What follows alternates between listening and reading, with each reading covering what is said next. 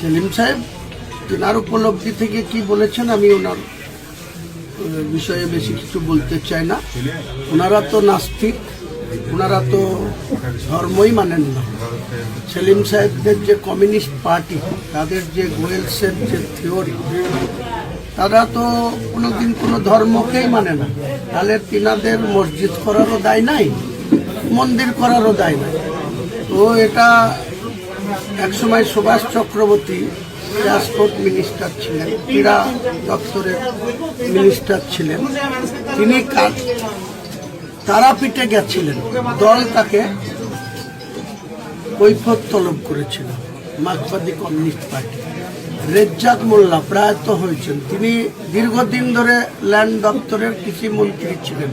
তিনি নিজেকে গামছা গলায় দিয়ে চাষার বেটা বলতেন।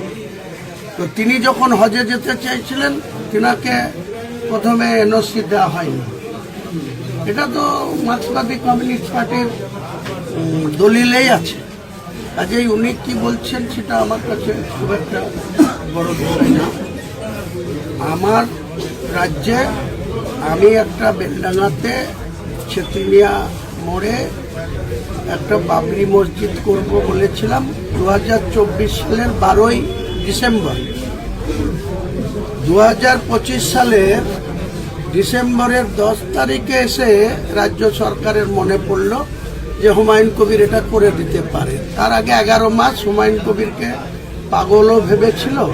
হুমায়ুন কবির এসব কিছু করতে পারে না, এটাই তারা ভেবে বসেছিল। যখন দেখলো যে হুমায়ুন কবির সত্যি সত্যিই বাবরি মসজিদের শিলান্যাস বা ভিত্তি স্থাপন করতে যাচ্ছে, তখন রাজ্যের সর্বোচ্চ নেতৃত্বরা আমাকে ডেকে পাঠালো। রাত্রিবেলায় খবর আসলো, 12টার সময় সেখানে প্রেজেন্ট হলাম।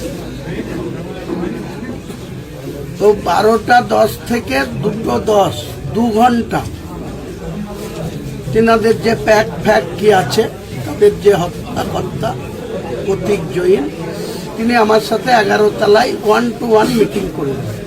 তাদের একটাই লক্ষ্য, অনেক কিছু উপঢৌকন তারা আমাকে দিতে রাজি হয়েছিলেন, কিন্তু একটাই কন্ডিশন, বাবরি মসজিদ করা যাবে না। কেন? আমাদের নেত্রী দুর্গায়ন করবে, 1100 কোটি টাকার জায়গা যেখানে মুসলিমদের প্রপার্টি ছিল, সেটা হিটকোকে দিয়ে ইকুইজিশন করে আমরা জানতাম স্বাস্থ্য ভবন হবে, সেখানে দুর্গায়ন হবে। 400 কোটি টাকা খরচ করে জগন্নাথ ধাম হবে সরকারি টাকায়, লোনের বোঝা বাড়িই চলবে। ওদিকে কার্নিভাল হবে। 2018 সালে 10,000 টাকা অনুদান দিয়ে দুর্গাপুজোতে শুরু হলো। 2025 সালে এসে 1,10,000 করে কয়েকশো কোটি টাকা তাদের অনুদান দেওয়া হবে। আর আমি আমার কমের টাকায় মসজিদ করবো, তো আপনাদের বাধা কোথায়? তা বলছে আমরা ভোটে হেরে যাব। তাহলে আপনাকে ভোটে জিতানোর দায়ী আমার কেন আসবে? আপনি ভোটে হারবেন, এত পুজো করছেন, এত মন্দির করছেন, এত কার্নিভাল করছেন, তারপরে আপনাকে হিন্দুরা ভোট দেবে না কেন? তো বলছে না, মসজিদ করলে মুসলিমরা ভোট দেবে, হয়তো সেখানে 70-75টা সিট হয়তো আমরা পাবো, কিন্তু হিন্দুরা সব সনাতনীদের প্রতীকে ভোট দেবে। তাহলে ওটা আমি বলতে পারবো না, আমি মসজিদ থেকে পিছু হব না। এই তো হচ্ছে বিষয়টা। আপনারা সবাই জানেন 4 তারিখে যখন আমি শুনিনি কথা, তখন 4 তারিখে আমাকে কিভাবে বহিষ্কার করবে বা সাসপেন্ড করবে, সেটা তো আগের দিন মমতা ব্যানার্জি নিজের সার্কিট হাউসে ছিল। আমাদের এই জেলার কয়েকজন নেতা, মোহাম্মদ আলী লালগোলার বিধায়ক, তাহের খান 11 নম্বর লোকসভার এমপি, নারুগোপাল মুখার্জি চেয়ারম্যান বহরমপুর পৌরসভা, আরও কয়েকজন নেতা, এখানকার 2জন এমএলএ, তারা বাইরে ছিল না ঘরের ভিতরে চান্স পেয়েছিল, আমি ঠিক অ্যাকুরেট খবরটা জানি না, কিন্তু সেখানে প্রেজেন্ট ছিল। সেখানে মমতা ব্যানার্জি যখন তাদেরকে বলল যে হুমায়ুন কবিরকে যদি দল থেকে সাসপেন্ড করা হয় বা বহিষ্কার করা হয়, তাহলে কি তৃণমূলের সিট কোনো হেরফের হবে? তো তারা মমতা ব্যানার্জিকে কি বলেছিল যে না না, কিছু হবে না, ও এসব করতে বলবে, কিন্তু তা নিয়ে কিছু হবে না। বাংলার মানুষের তো কোনো ইফেক্ট পড়বেই না, মুর্শিদাবাদের তৃণমূলের কোনো ক্ষতি হবে না। যারা বলেছিল তাদেরকে আগামী দিনে মমতা ব্যানার্জি আর অভিষেক ব্যানার্জির কাছে আমার চ্যালেঞ্জ, তাদেরকে যেন আগামী লোকসভা তো দেরি আছে, তাহেরের বিরুদ্ধে আমি দাঁড়াবো।